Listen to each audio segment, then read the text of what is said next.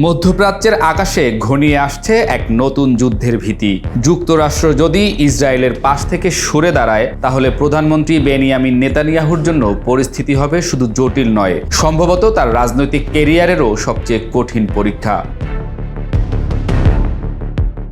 Israel বহুদিন ধরে যুক্তরাষ্ট্রের সামরিক, অর্থনৈতিক ও কূটনৈতিক সহায়তার উপর নির্ভরশীল। এই সহায়তা ছাড়া একাধিক ফ্রন্টে যুদ্ধ চালানো নেতানিয়াহুর পক্ষে প্রায় অসম্ভব। কারণ প্রতিপক্ষ হিসেবে দাঁড়িয়ে আছে ইরান, যে এখন আর একা নেই। তার পাশে আছে রাশিয়া, চীন এবং উত্তর কোরিয়ার মতো পরাশক্তির ছায়া। ইরান তার অবস্থানে কঠোর, আগ্রাসী এবং প্রতিশোধপরায়ণ।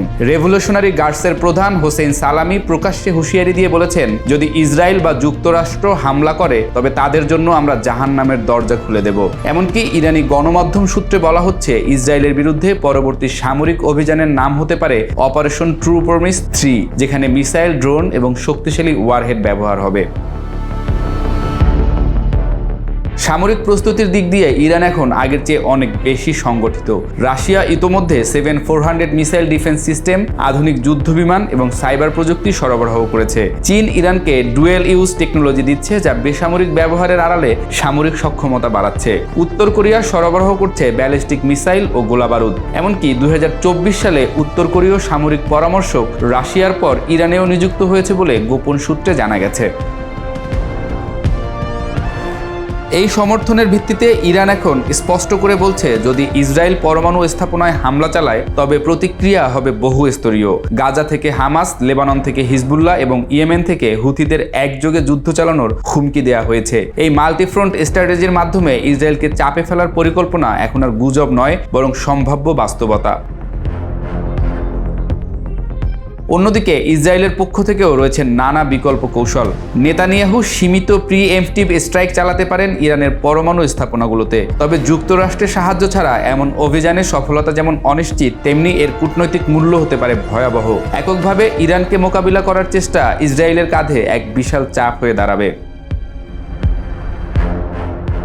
তাই নেতানিয়াহুর সামনে কিছু বিকল্প পথ খোলা রয়েছে। প্রথমত, তিনি আঞ্চলিক মিত্রদের সঙ্গে কৌশলগত জোট গঠনে মনোযোগ দিতে পারেন। দ্বিতীয়ত, অভ্যন্তরীণ রাজনীতিতে নিরাপত্তাহীনতার বার্তা দিয়ে জাতীয়তাবাদ উস্কে দিয়ে রাজনৈতিক সমর্থন ধরে রাখার চেষ্টা করতে পারেন। তবে বাস্তবতা হলো, যুক্তরাষ্ট্রের সহায়তা ছাড়া ইসরায়েলের অস্ত্রভান্ডার ও কৌশলগত প্রভাব সীমিত হয়ে পড়বে। কারণ ইসরায়েলের 70% সামরিক সরঞ্জামই আসে যুক্তরাষ্ট্র থেকে। আর ট্রাম্প প্রশাসনের আমেরিকা ফার্স্ট নীতির কারণে যুক্তরাষ্ট্র এখন নিজেদের স্বার্থেই আরও গুটিয়ে নিচ্ছে। মধ্যপ্রাচ্যে নতুন এক সামরিক সংঘাতের ঘনঘটা স্পষ্ট। আর যদি এই সংঘাত শুরু হয়, তাহলে তা শুধু ইসরায়েল ইরানের দ্বন্দ্ব থাকবে না, বরং যুক্তরাষ্ট্র, রাশিয়া, চীন ও অন্যান্য আঞ্চলিক শক্তিকে টেনে আনবে এক বহুমাত্রিক যুদ্ধের দিকে। এই উত্তেজনা শুধু এক দেশ বা এক অঞ্চলের নয়, এটা এখন গোটা বিশ্বের নিরাপত্তা ও ভূ রাজনীতির ভারসাম্যের জন্য এক উদ্বেগের নাম।